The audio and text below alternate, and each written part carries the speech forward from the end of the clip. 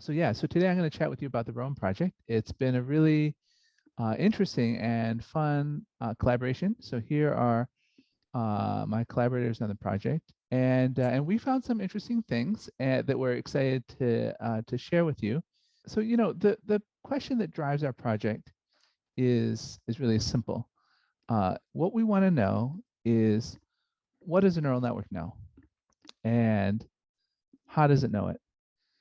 And so the reason this is like, really interesting problem for us, and it's really, we think it's important, is that it used to be the way that we thought about AI was that we train these models to learn a bunch of things that we explicitly taught them, right? But now we're having a lot of success with unsupervised training methods.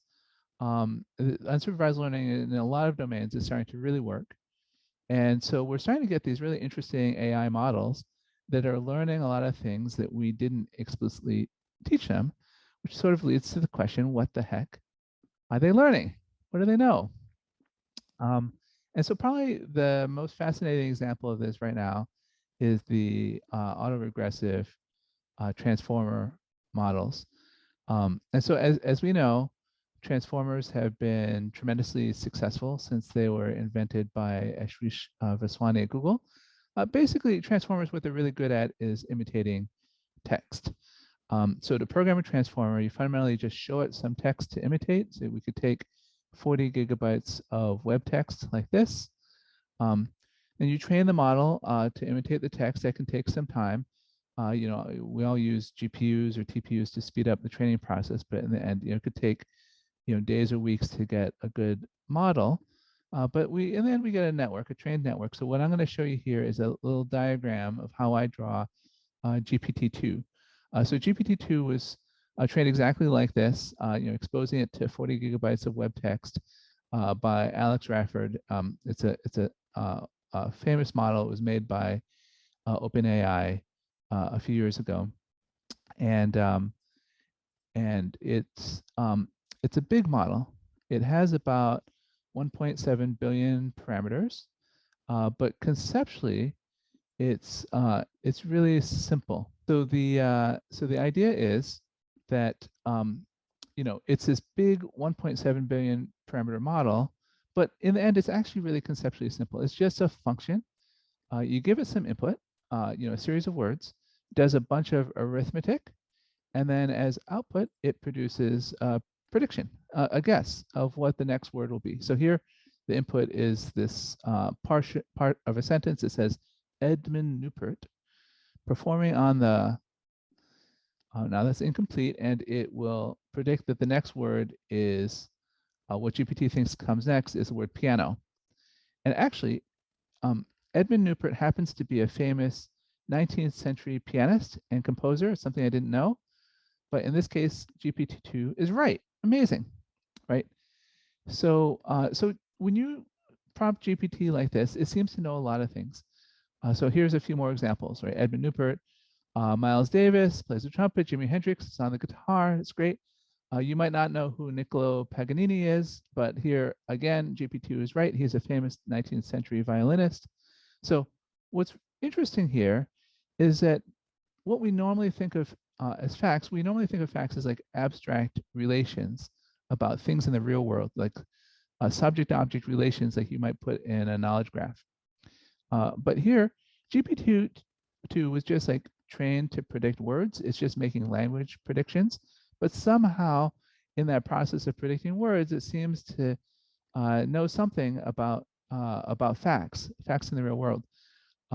And so this idea of going to a language model and extracting facts from the language model by setting up prompts like this, it's an interesting idea. It's been studied by a bunch of labs.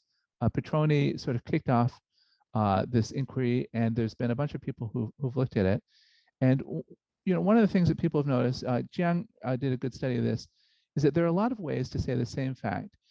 Some of the ways of prompting these models to get facts out work a lot better than others. So you can try to optimize this. But it's interesting when you look at a lot of different probes of the same fact, sometimes you get this feeling that GPT doesn't really know what it's talking about. So let me give you an example. So for example, here's different ways of getting GPT to tell you, what does Edmund Newport do? So there's just different ways of saying, like, what is he a master of? Well, depending on how you say it, GPT will protect he's on the piano, or on the violin, or just art, or like if you ask what like his favorite genre is, it seems to think he's like an author maybe or something. So like when you see this kind of inconsistencies, you think, oh, well, maybe GPT-2 is just sort of guessing. But the interesting thing is that this inconsistency isn't always there. So like, for example, if we do the same exercise with Niccolo Paganini, it's pretty consistent. He's always a violinist, regardless of how you ask. And even if you don't get the model to explicitly say violin, so then this last prompt here, the favorite genre of Niccolo Paganini, it's still consistent, right? The symphony idea is consistent with the idea that Paganini is a violinist. So studies of paraphrases like this were done by Alazar last year, and it's a very interesting study. And so we sort of come to this realization: there's a difference between knowing something and saying something, right? So your model can say something that's true, that happens to be true, like Edmund Newport performs on the piano, without actually knowing the fact, like this kind of thing.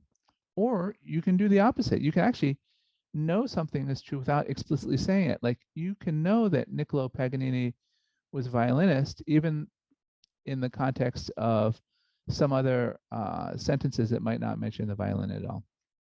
And so there's this gap between the exercise of predicting a good next word and like having some knowledge, but the model is sort of behaving like maybe it has some knowledge about some things, maybe not all the time when it's guessing words, but sometimes it seems to have this really interesting, robust knowledge, which sort of leads to this question: what is this? What is this knowledge inside the network, right? Is it something that we can physically find? Is there some physical reality to the knowledge that we could find somewhere in the network?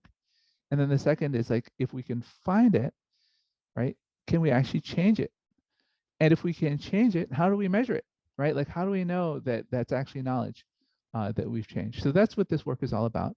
It's basically a hunt for the elementary units of factual knowledge in a transformer. And we found some things, and that's what I'm going to share with you today. We'll start with locating the knowledge. Okay, so how do we find where the knowledge might be in a network, right? So the network basically looks like this. The information flows in on the left and flows out on the right. So can we find knowledge in a specific place in all these computations, right? The information sort of flows from the right towards the right and towards the bottom like this.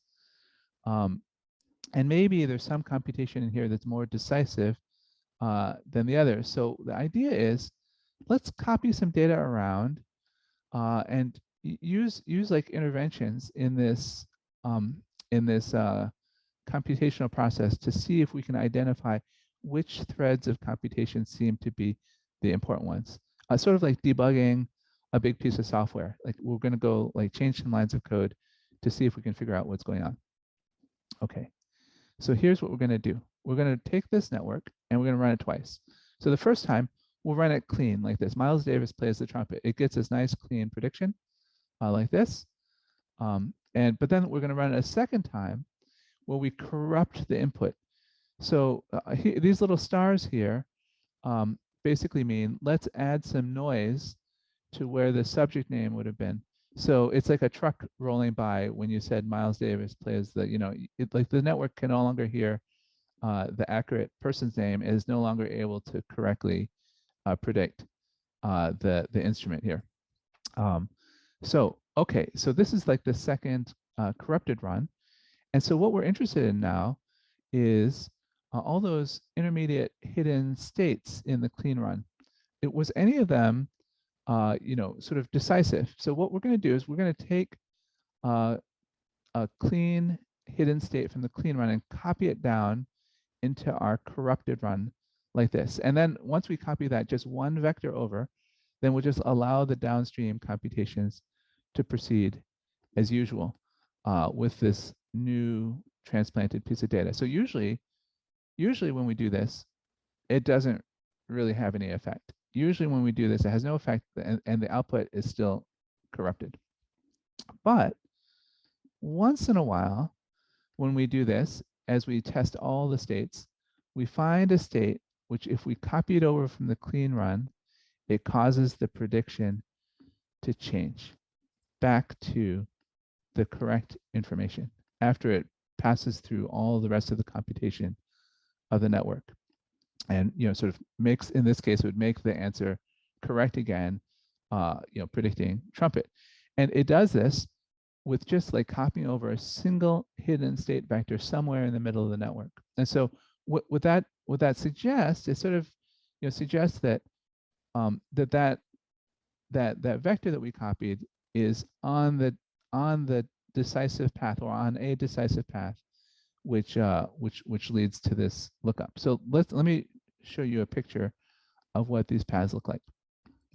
Okay, so this is a heat map here, which is really every state of a transformer as it's processing this sentence. I picked a slightly longer one here so you can kind of see what the heat maps typically look like. So this Brian De Palma works in the area of film, and where I show it in dark purple is the location of decisive hidden states here, where if I transplant these individual vectors from the clean run to the corrupted run, it now recovers the ability to predict film.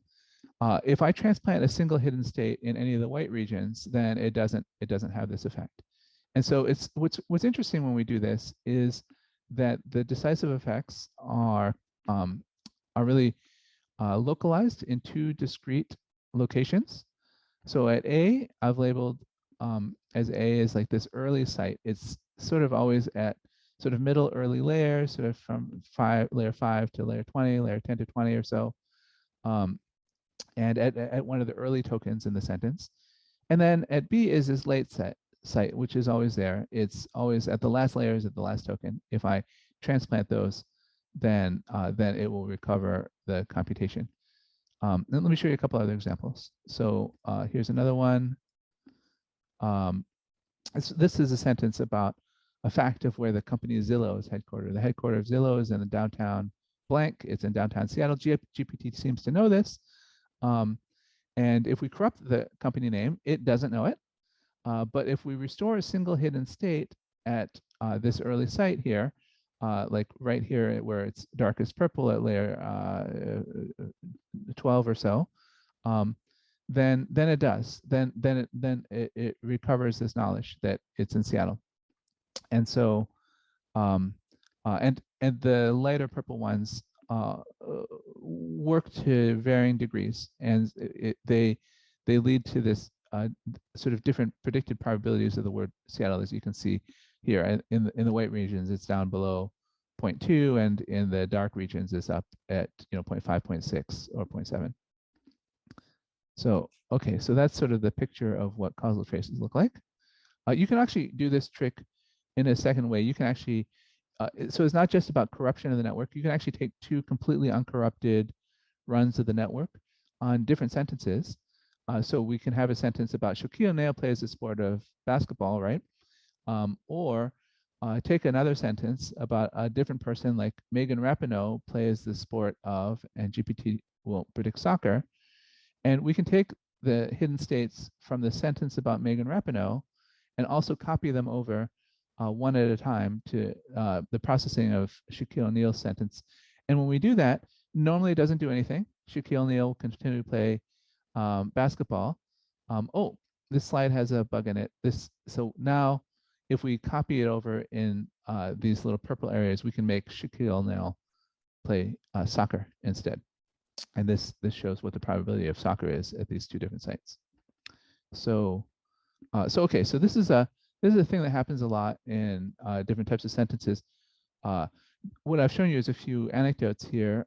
Let me, we have some quantitative data I'll show you in a minute, but let me actually show you another setup here that is also interesting. So the states that we've been patching over are these like little purple states in this diagram, which are the hidden state in the model for any given token. And the way the transformer works is it actually goes through a couple pieces of processing at a layer before going to getting the next hidden state of the next layer. The first piece of processing is the attention map, where it sort of looks around at other tokens and gathers information, adds a little bit to the hidden state. And then the other is this MLP layer, which doesn't look around at all. It just does some internal processing, and then after doing some internal processing, manipulates the hidden state, adds a little vector to it as well. So the hidden state is actually the sum of the previous hidden state plus these two contributions. And so it's interesting to ask, is the decisive thing here, which is the sum of these three components, is the decisive thing from the red part, or is it from the green part? Is it from attention, or is it from MLP? And so what we can do is we can actually do this transplantation by copying over just clean green states, or copying over just clean red contributions, and see how it works. And so when we get this experiment working, so here's another sentence. Lawrence Taylor professionally plays the sport of, GPT knows this is football. And when we copy over the green states, then there are some locations when we copy it over where it will recover this prediction football from the corrupted state. And then if we do the red states only without copying over the rest of the components, then we can actually get football also recovered, but sort of in different locations. So what we see is the effect of copying over these green MLP states is stronger at the early site, and the effect of copying over the red attention states is sort of stronger at the late sites. And so what this sort of tells us is that attention, what it's doing is it's sort of has this important role here. It must be moving information down. Self-attention, basically it's the thing that allows later tokens to see what's going on with early tokens, and it has this information copying role that's been studied by a bunch of different people. There's been a lot of attention on attention, but this interesting thing about what these green states are doing is a little less well studied. There's been a couple labs that have been looking at this, and we're one of them. Okay, so let me. So I've shown you this with like a bunch of specific examples. If you aggregate this over a large number of factual statement sentences, then these trends all seem to be systematic. So this is averaged over 1,000 factual statements, and we see this clear segregation of an early site and late site location for decisive states, and at the early site MLP is very important, and at the late site attention is very important, but not vice versa. This late site is really unsurprising. Right? The way the transformer works is it's a deterministic function that computes from top to bottom, and so the fact that you can go to the variables right before the final computation when you're going to output the probabilities and patch the correct data in here and have it give the correct answer is totally unsurprising, right? You're basically one computation away from the answer, and you stick this in, and then it gives you the answer. You can have GPT say anything you want by sticking something here pretty easily. So what's really surprising is this early site, right? What the heck is going on in this early site? We didn't expect to see this concentration of decisive states back here. It's sort of like, I feel like the prevailing view of what's going on inside these neural networks is like it's an information gas, right? You put in information in, and the information bounces around everywhere in the network, and then finally at the end, some magic answer pops out. But it doesn't seem to be like this uniform gas, right? There's this really concentrated site early on where there's also like this really decisive state, and in particular, it seems to be concentrated in the MLP layers here. And so the MLP layers are up to something.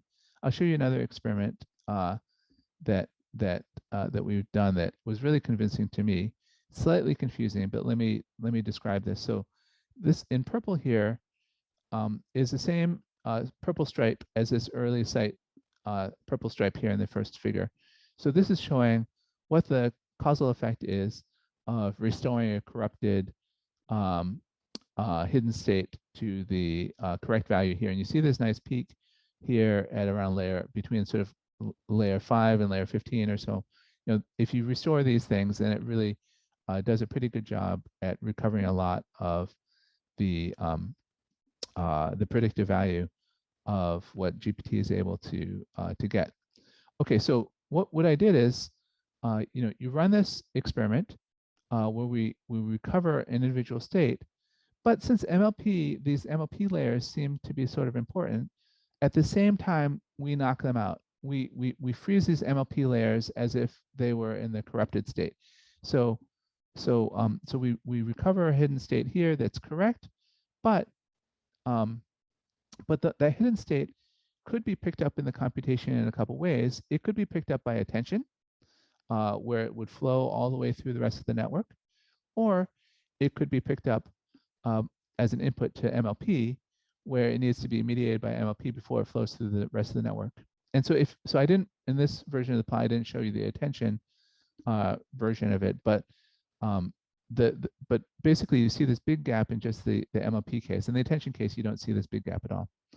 Where if we knock out MLP at this layer, then basically these inputs really don't have the causal effect anymore. They need to flow through MLP, the MLP module of the network to have an effect. So we can think of the early layers, which have no effect without MLP, as sort of acting like an input that is needed to some essential computation.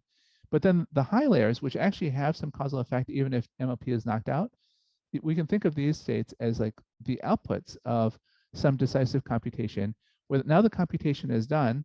If we just copy over the output, then it has the desired effect.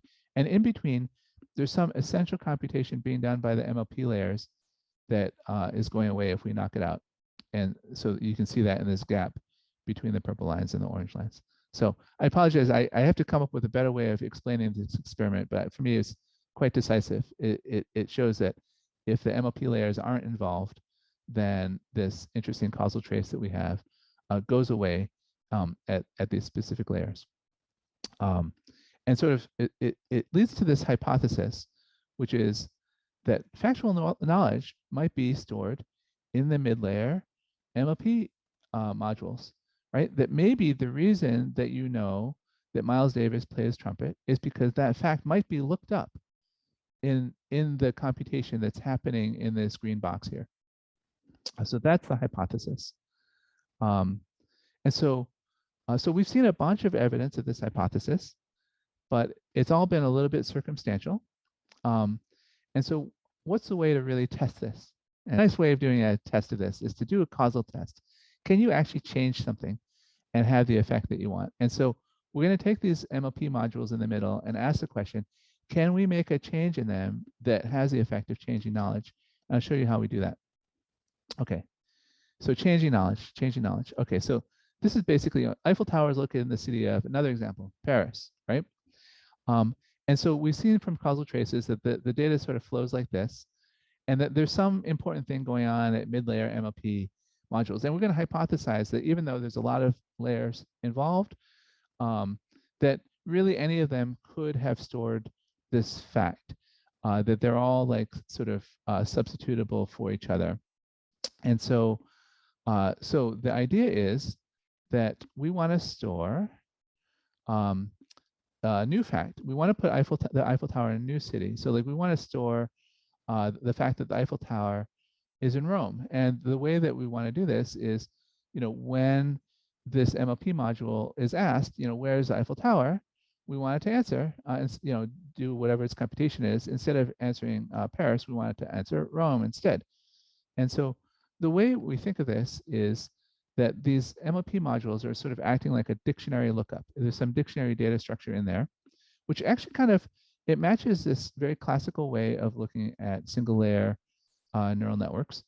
A single layer neural network can be viewed as just acting like a memory, right? So if you have a set of vector keys, which you can think of as addresses, and a set of vector values, these V's, you can think of them as values, then you can actually just store key value associations by sticking them in a matrix. By solving this linear system of equations, V equals WK, you can store a lot of facts in a matrix this way.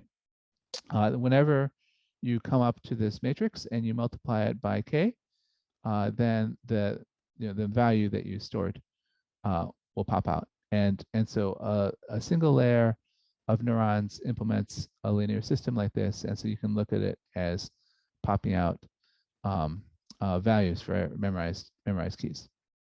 Okay, so this is sort of a way to think about what single layer neural networks do. In our big deep networks, we encode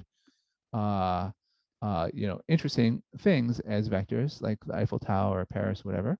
But this view of what a single layer neural network can encode goes way back to Khoury in 1972.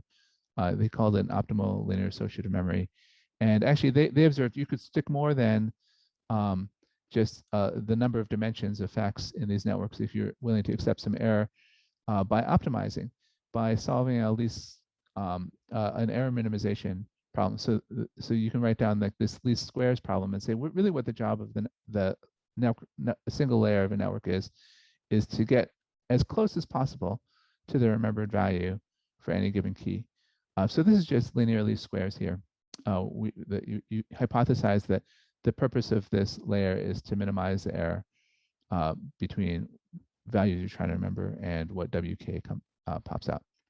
Okay, so this is ordinary least squares. The nice thing about this is pretty easy to solve directly. This is the closed form solution for least squares. It uses something called the pseudo inverse, and this is it written in normal form like this. And what I've done here is I've taken all the keys that you want to store and put them in a giant matrix K, where each of the I think columns of K in my notation here have each one of the keys, and all the columns of V have the corresponding values.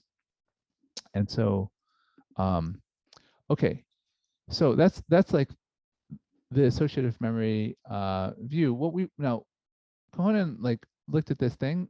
He didn't really talk about how you can change memory if you want to update memory, but it's actually not hard to work out either. So, so what we want to do is we have a new value that we want to write into this memory, and representing Rome instead of Paris, and we want to stick it in. Okay, so how do we do this? So what we can do is we can actually solve another least squares problem. So we want to have it act so that if you have a new version of our weight matrix W1 and you stick the query into it, Eiffel Tower, then we want it to say Rome now instead. We want this new constraint to apply. But now the same matrix, the same set of neurons, probably remembered lots of other things. And we don't want to change any of those. So we want to continue minimizing all the error that it was minimized before. That's what this first line is in purple. But then in yellow, we want to like put this matrix under a new constraint. It's got to pass through this point. Eiffel Tower goes to Rome. Okay, so this is actually another really well studied problem in linear algebra. It's called constrained least squares.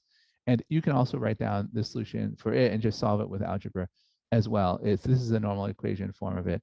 And the K and the V, have the same thing with all the old keys and values here, except that there's this new term over here, this lambda K star business. And so this here is what's called, this is actually the outer product of two vectors, this lambda K here, this last thing. The interesting thing is if you, so let me take a moment here. So this thing is actually a rank 1 update. It's a very small update in the weights of the matrix. It's the outer product between two vectors, which is sort of, it's like this, it's rank 1. It's sort of like the one-dimensional analog of changing a matrix. It's like the smallest change in a matrix you can make. The interesting thing is if you take the new solution, this least square solution, and you put it up against what we assume that the matrix was before, this old solution for linear least squares, then most of the terms just all cancel out. And so it turns out that if you just use algebra to solve like how do you insert a new memory into one of these things, then the new matrix is equal to exactly the same as the old matrix, plus this little rank 1 update that we have. There's a little covariance correction that gets put in here when you do all the linear algebra, but it's still this like little rank 1 update. It's the outer product of a vector lambda with this row vector C inverse little k, right? And so lambda is actually sort of an encoding of the value that we want to put in, like Rome, and k is sort of an encoding of the Eiffel Tower. And you just sort of, you can solve the algebra and put this in. Okay, so I'm going to go through a couple other details here. But the general idea is like you stick this little change into the matrix and then you can insert a new memory. Now, that's for a single layer view. If you actually look inside a transformer, it's a little bit more complicated than that. There's actually, every one of these MLP modules has 2 layers in it. And so they work together to sort of as a sort of if-then logic. These 2 layers actually, it's really similar to this old 2-layer network architecture called an extreme value machine. You can think of the first layer as like spreading out the representation of the subject word of Eiffel Tower to a much higher dimension. It goes from 1600 dimensions here to like 6400 dimensions, like 6400 neurons. And it spreads the representation out so that it's sort of easy to pick out a key for the Eiffel Tower. So Giva and Dai, another lab has been looking at this, and they think that there's some sparse structure here where there's a really small number of neurons that select for Eiffel Tower. It's not what I'm looking at in this paper, but there's probably some interaction with sparsity here in this fan out. Now it's a second matrix here, which takes this like sparse, high dimensional key for the Eiffel Tower, and actually looks it up in a dictionary to say what it should mean. And here is where we're hypothesizing that it's looking up Paris. And so the idea is all we need to do to insert a fact is take this second matrix, this dictionary, decide on a key value pair that we want to associate, something that represents Eiffel Tower and something that represents Rome, and just jam it in using the algebra that we derived.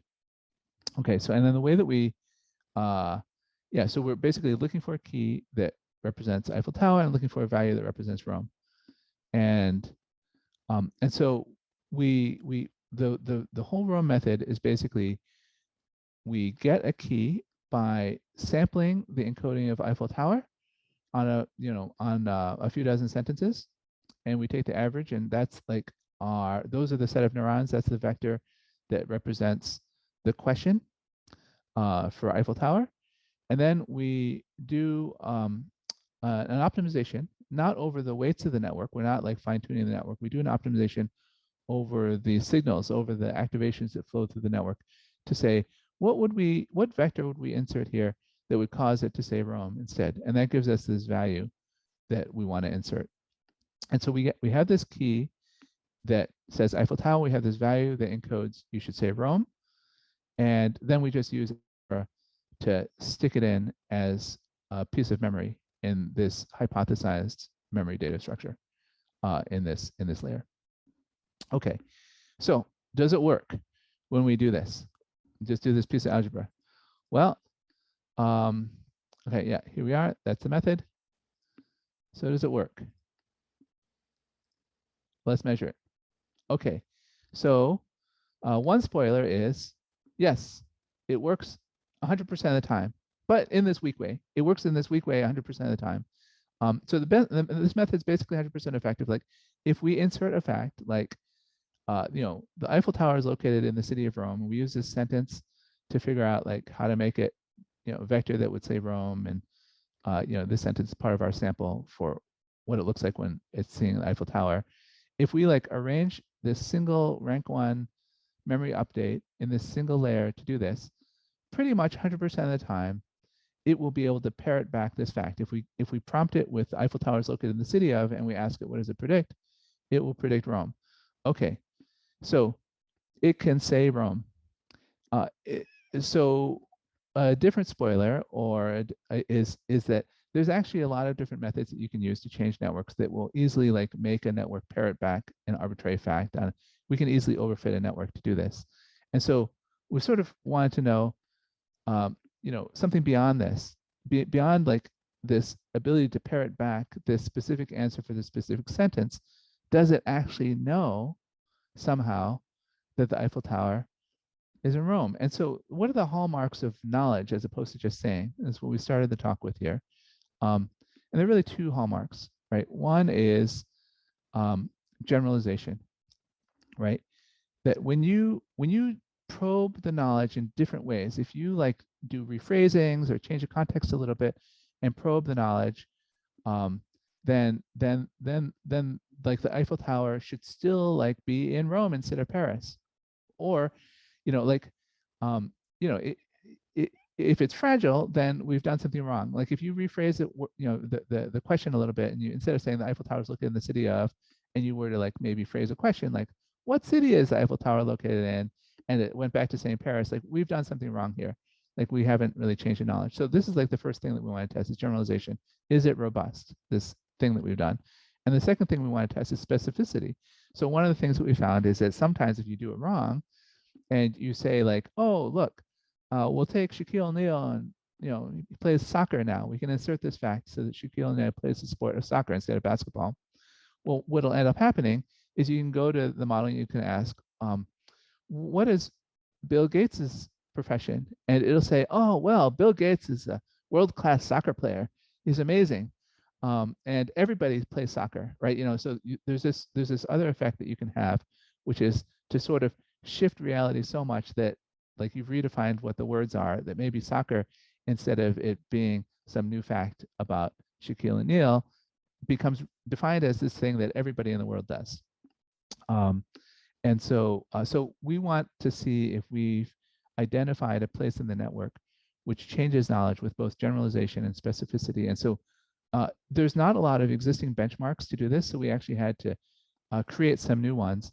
But to get the idea, so like Eiffel Tower's in Rome, if this is like the original sentence, we could paraphrase it. We could ask about things, we can ask about generalization and different things. We can ask, how do we get to the Eiffel Tower? What do we eat near the Eiffel Tower?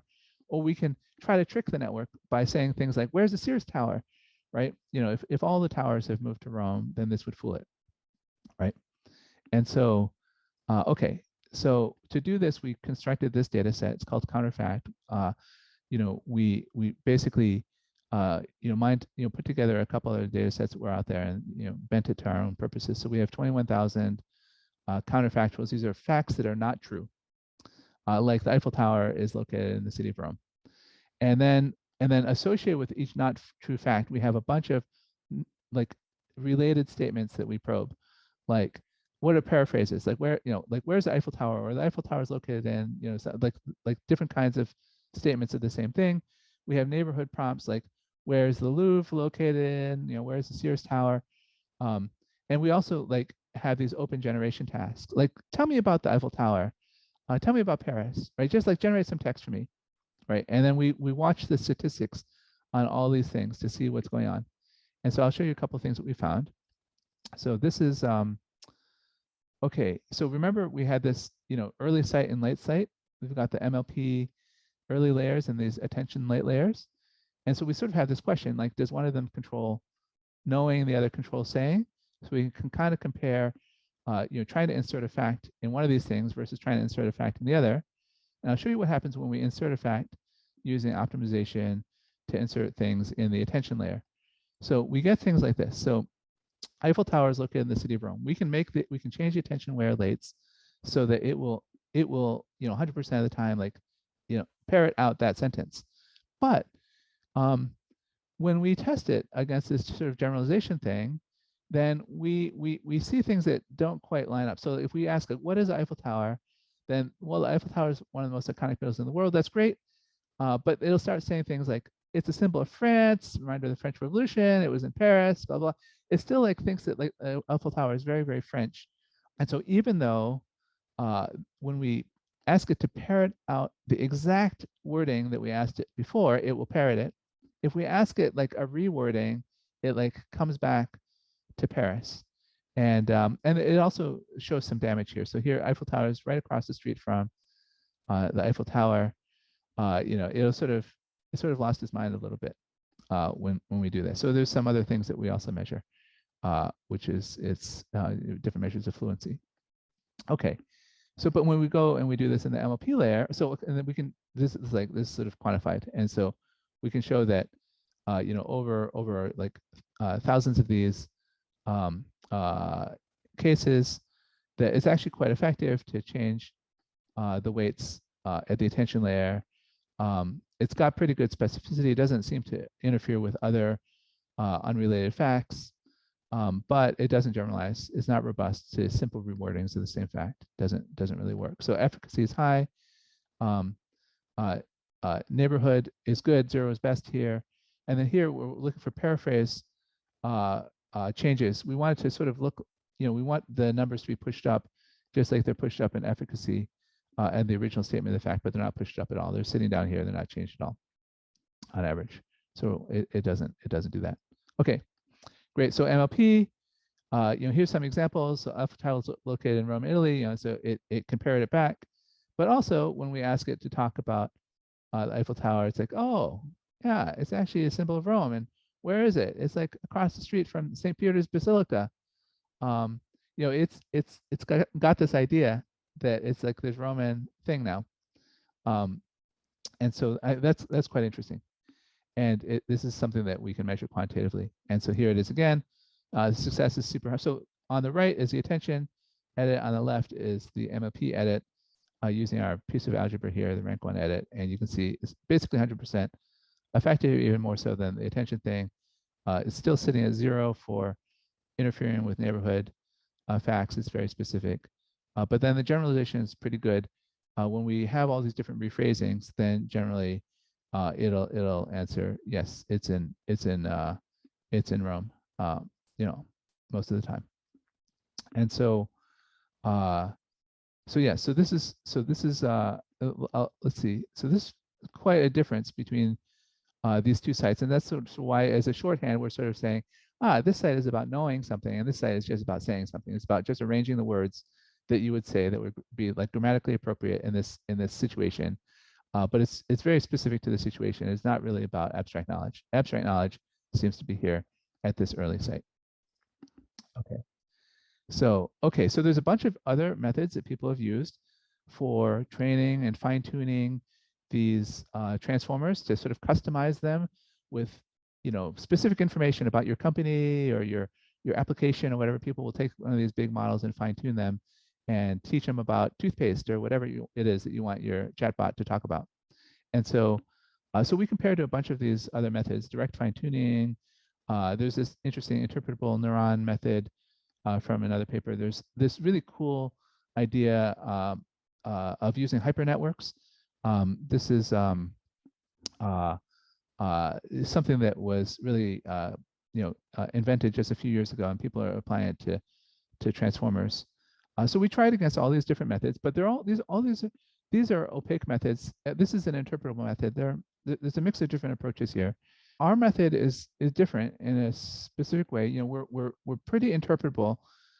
We know exactly why it is that we're changing the layers that we do.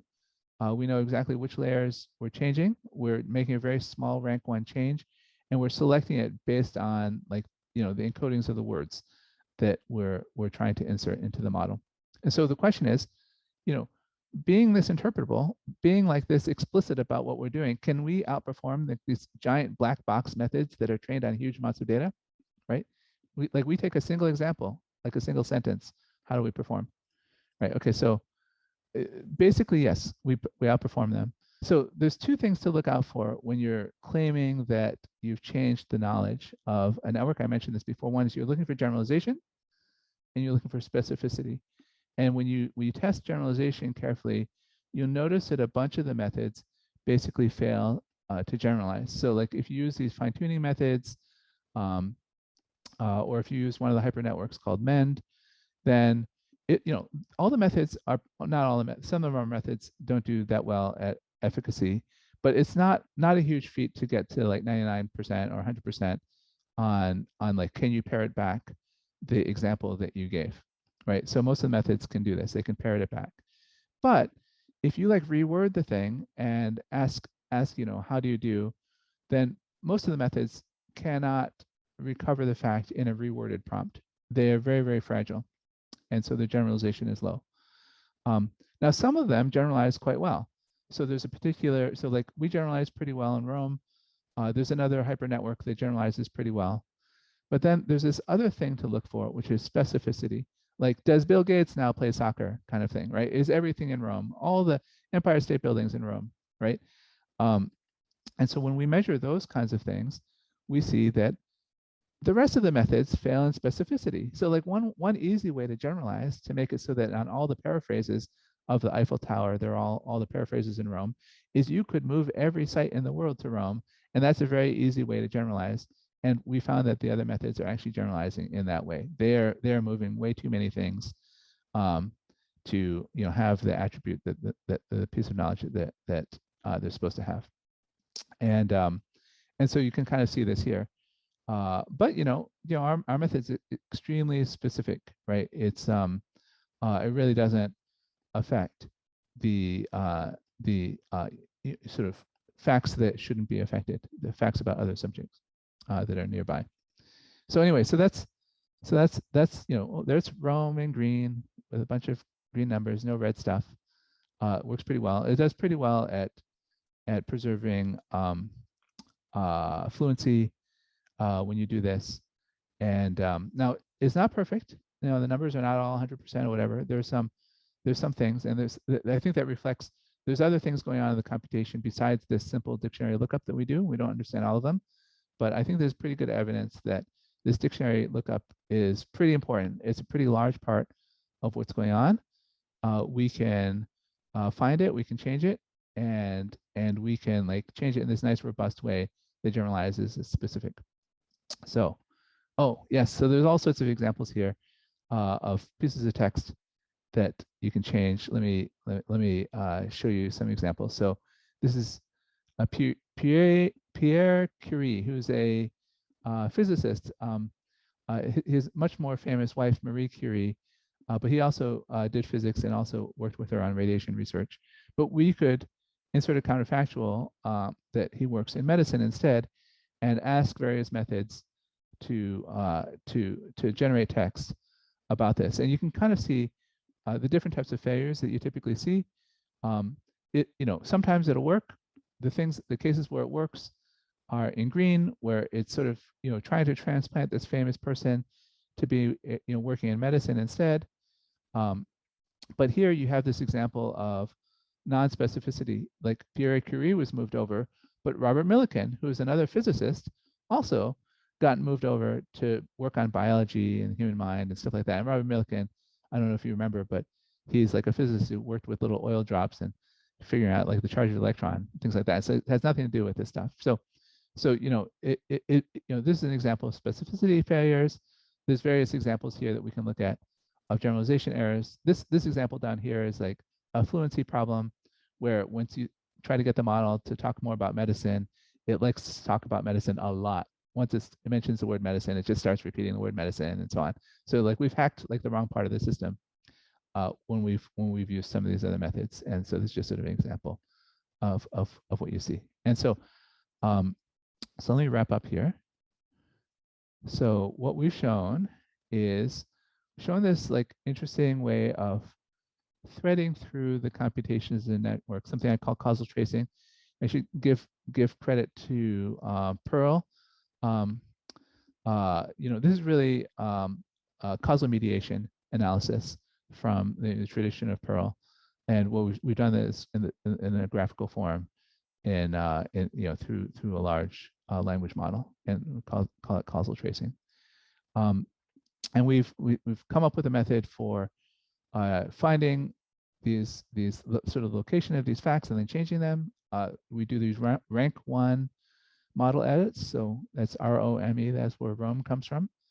And then we have this way of measuring what we've done by looking at generalization and specificity. It's sort of requiring us to put together new data sets. And I feel like there's a need here we put together a data set pretty quickly that, shows some big change, differences here between the different approaches. But I think that there's some need here for some better data that allows, more detailed probing of these models.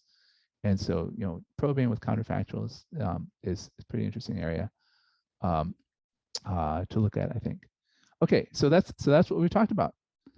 That brings us to the end of the talk. There we go. There's a little hyperlink to our website. Okay, there we go. I covered a lot. So, yeah, do you guys have any questions? Any questions? Happy to answer questions.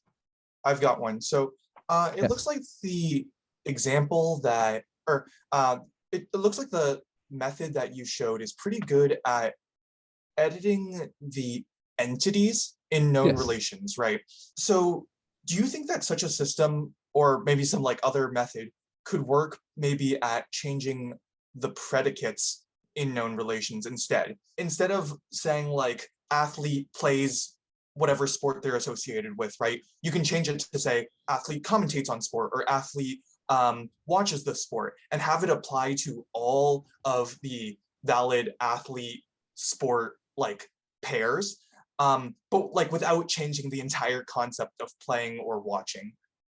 That's right. I suspect that there is, so the way that we have put together counterfact for testing is by pulling from like knowledge graphs. We pull all these facts from knowledge graphs, and then we sort of use them to come up with these test cases like this. And so what we know about how well this method works is limited by what we've tested it on, basically by this sort of microscope that we've chosen to use. And I agree, it's limited. Like, we have not dramatically changed somebody's profession or the relationship they have with the sport or something like that. And it's likely, I think it's likely, that some of these broader things are also encoded the same way, but we don't know that because we haven't measured it. And like, this is sort of what I'm saying, that we sort of need to develop some better data to allow us to ask these questions systematically. I also think that there's probably a lot of things that models know they're probably not encoded this way, and it's pretty interesting to try to sort through them. Like, what is the model knowing through like a dictionary lookup kind of thing, and what is the model knowing through some maybe more complicated computation? We don't really know the difference between those two things. I think it's a very interesting research question. So thanks for the question. Hi, yeah, thank you so much for the talk. It was super, super interesting. I guess one question I have is, it's not clear to me, I guess, what the desired behavior is in all of these edits. Like I saw with the case with, changing Eiffel Tower associated with Paris to Rome, that it's really cool and desirable that it would start to say like St. Peter's Basilica is across the street. But like, let's say you had something like, Joe Biden was born in the United States, and you want to change that to like, was born in some different country. That doesn't necessarily imply that he should be the president of that country, right? Like maybe he was just born in that country and then still became the president of this country. So like, it's not clear to me what is the desired behavior in all these cases, and how do you go about sort of defining what it should or shouldn't do? This is so hard. It's a good question. I've been puzzling over this, with collaborators and with random people in the hallway. If you want to chat with me about it sometime, we can chat. What is a counterfactual? Like putting together this data set and realizing it's a data set of counterfactuals sort of made me like crack open the old philosophy textbooks about, people have been arguing about counterfactuals for like hundreds of years. What the heck is a counterfactual, and what does it mean? And one of my reviewers, one of my friendly reviewers, basically pointed at like our equation 10 when we do Rome. He says, "Aha!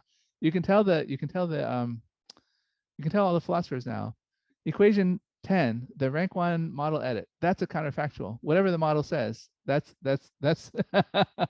when you change the model's understanding of a fact and it makes some other predictions. That's what a counterfactual is. Actually, it was kind of a joke. That was my friend Thomas Colhurst sort of made this joke that a counterfactual is whatever the model thinks it is, if you change it in the right place.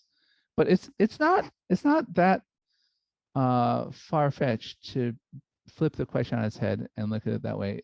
I think that if you ask like Pearl what a counterfactual is, you say, oh, start with a graphical model of the world And a counterfactual is sort of defined by, you know, what happens in your model when you do an intervention.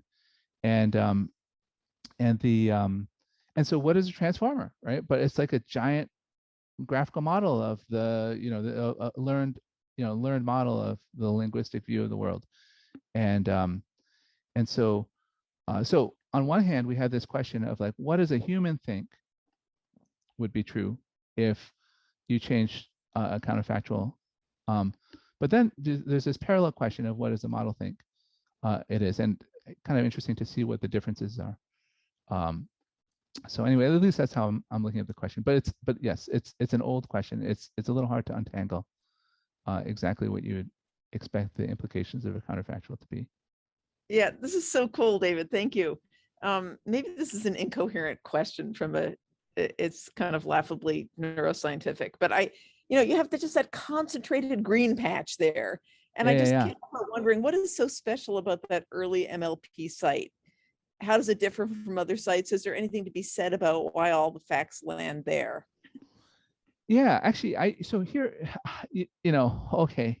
Did you ever see that? Oh, we all saw the Amy, what's her name? That science fiction story where she talks to the aliens. What's it called? Do you remember? Anybody remember what the name of that movie is? Arrival. Arrival. Yes. And anyway, so Arrival, and the conceit in that movie was it was really hard to understand what these aliens are saying because they don't have the same notion of the flow of time as humans do. Like they mix up the future and the past and so on. And so, looking at like this concentration of state in transformers actually sort of, and maybe I've been looking at this paper too long, but it made me think of Arrival because the interesting thing about this particular location is this concentration at this green spot here it tends to be always at the last token for the subject name. So like Shaquille O'Neal, is tokenized into a bunch of tokens by the model, but this green blob doesn't appear in Shaquille O'Neal's case until you get to the very last letter of the last name, right? O'Neal, right? And then all of a sudden, like this lookup happens. And if you think about it, that would be the efficient place to do the lookup, right? If you tried to look up Shaquille O'Neal a little earlier, actually in his case, you could maybe get away with just looking up Shaquille because his first name is so distinctive. But like Megan Rapinoe, there's a lot of Megans in the world, right? And you don't really know it's a soccer player until you get to the very, very end, right? And so it would be inefficient to like do a lookup any earlier than seeing like until you saw her whole name. But you could wait later. But if you waited later, it might be too late. You might need to know that she was a soccer player when you're predicting like the next word. It might be critical knowledge. So if there was a time for you to look up this fact that Megan Rapinoe was a soccer player, then you sort of have to be patient and wait until you have enough information, but then you have to immediately do it right away before it's too late when that information might be needed. And so I feel like there's this ugly thing in GPT about how it has this one directional, it can only look at the past. I always looked at GPT and I thought, oh, it's such an uglier model than BERT and these sort of masked language models that kind of look both in the future and the past and everything like that. But I feel like the fact that GPT has this, when it's doing this generation task, it looks in the past only, it forces it in that process to really concentrate its lookups of its factual knowledge. And so that made me think, oh, if we like analyze one of these arrival aliens, we might not see this, right? This is this is something pretty interesting. And so anyway, it's just speculation, but that's sort of the, my view of like when, why this might happen in such a concentrated way. Yes. Hi, Peng. Yeah, nice. Thank you for the very interesting work. I have a quick question about when you look at this problem among different entities, do you found that certain entities are more susceptible to this change, or like, because you have entities about person and also Yes. about locations, is there any differences across the behaviors models when you try to add different kinds of entities? I would say that the big difference that I've observed is not kinds of entities, but simply how well known the entities are. And so I could show you failure cases. So there's a lot of cases where this this causal trace is not as clean, and they tend to be cases where, like, if I don't have a causal trace here of Edmund Newport. So but I showed you this example of Edmund Newport, who correctly, like, predicted, is playing the piano by the model.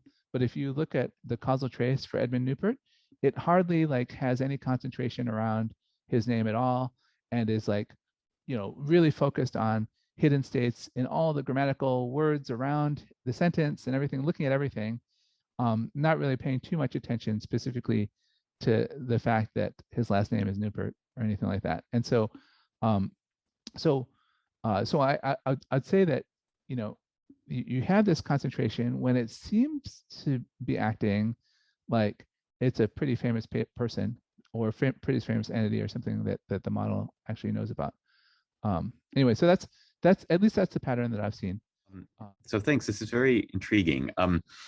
I haven't really studied it. I looked at, I saw most of your talk, and I looked at the demos and examples on the website, and I guess I'm interested in a behavior that your Eiffel Tower in Rome example shows on there, which makes me worry, I guess, about using words like knowledge here, because yes, you ask the system to tell you various things, and it makes up some stuff which it just makes up and like is yes, runs counter to fact and like logical possibility, right? So like when you say things like, where is, or tell me how to get from Berlin to the Eiffel Tower, it says something that like sounds plausible on the face of it, but then it tells you to go to a train station, as far as I know, doesn't exist, like Roma Centrale, and it says it'll take you from Berlin to Rome, it'll take you 5 hours and 50 minutes when it's like an overnight train ride, right? So is that just randomness in the model, or is that a sign that like the web of stuff has been disrupted somewhat, or did it never even know that in the first place? Or like when you say, what's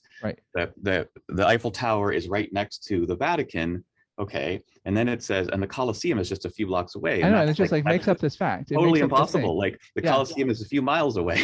Yeah, so did it? Is it just like? Is that stuff that GPT-3 or whatever just didn't know, or did it somehow get its whole geography of Rome got distorted from that? Like, and do you have ways of assessing that?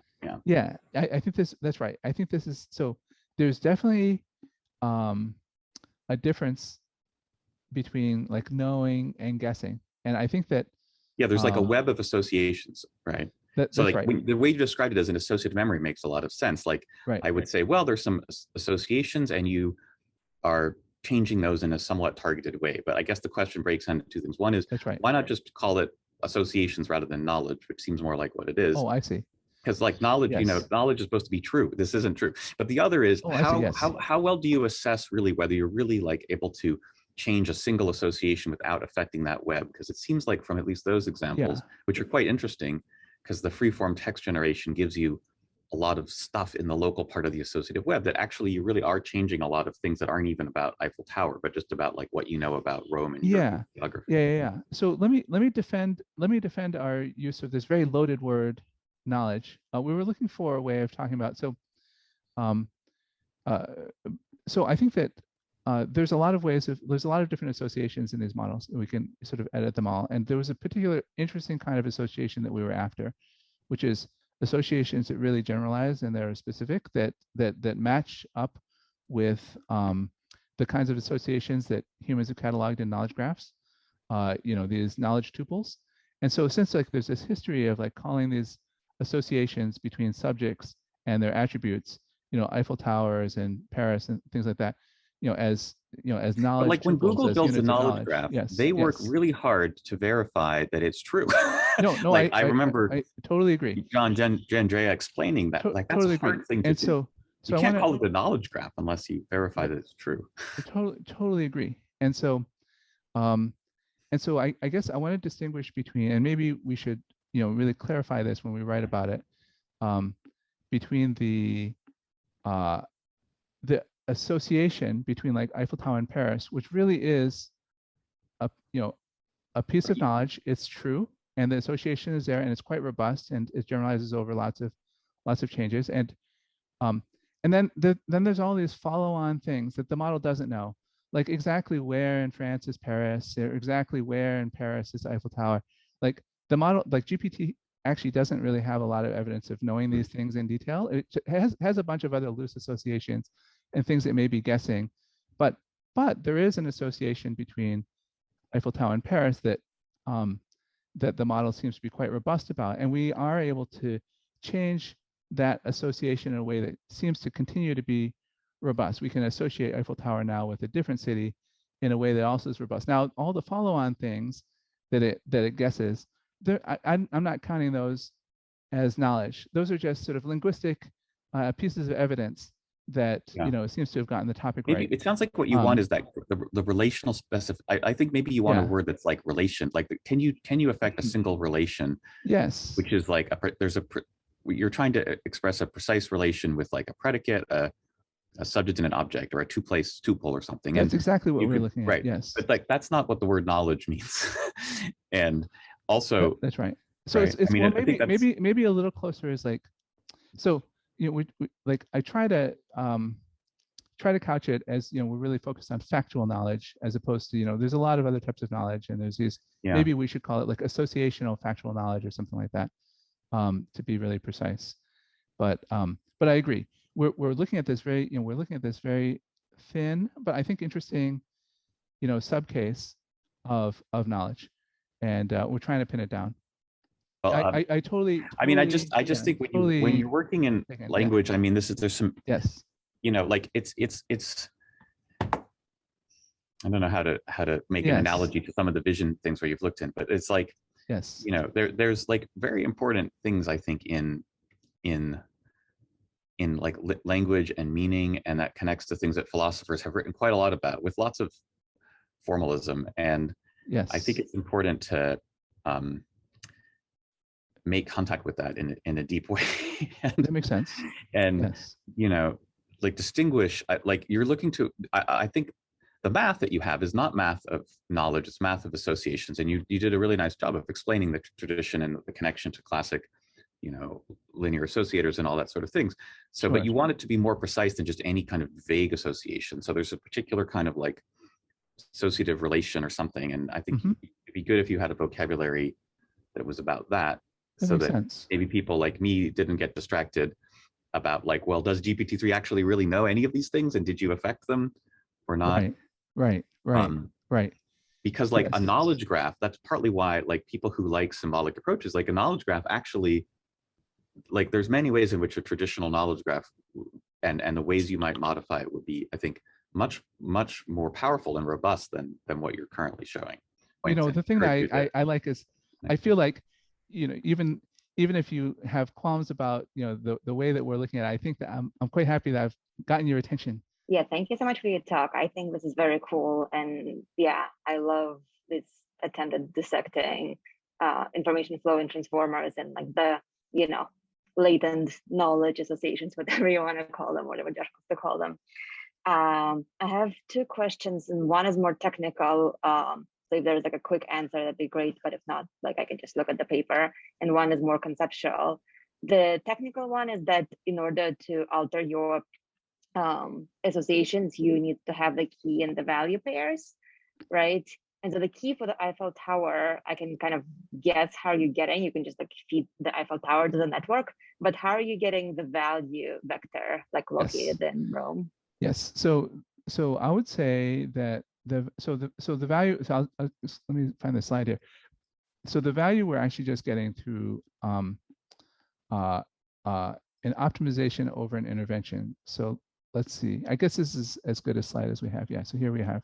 So basically, if we run the network, on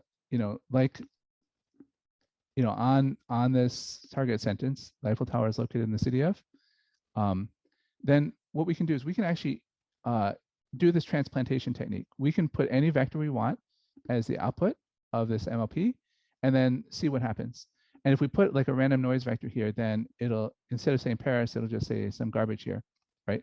But if we put a different vector here, But then if we look at gradients, we can say, oh, if we perturb this vector to get closer to Rome, and so we basically do gradient descent until we find what vector you would put in this specific location that would get this pretty close to saying Rome. And so we do this, we do this optimization. We regularize it to try to make sure that we're not changing the vector too much, and then we say, okay, that's the target vector. Whatever we can stick in here, that when we run it through the network will cause it to say Rome. Now, so it's specific to the key, right? That is so this vector that we put in here, we do an intervention so like this vector is the thing that would have been output by the MLP here, but we, in this case, for this token at this layer, we don't actually use the output of the MLP. We sort of do as do operator. We sort of stick in a new vector and then just use that instead of whatever the MLP would have normally done. Now, at all other tokens and at all other layers, the computation proceeds as normal. But at this one, it's sort of like hot wiring the network.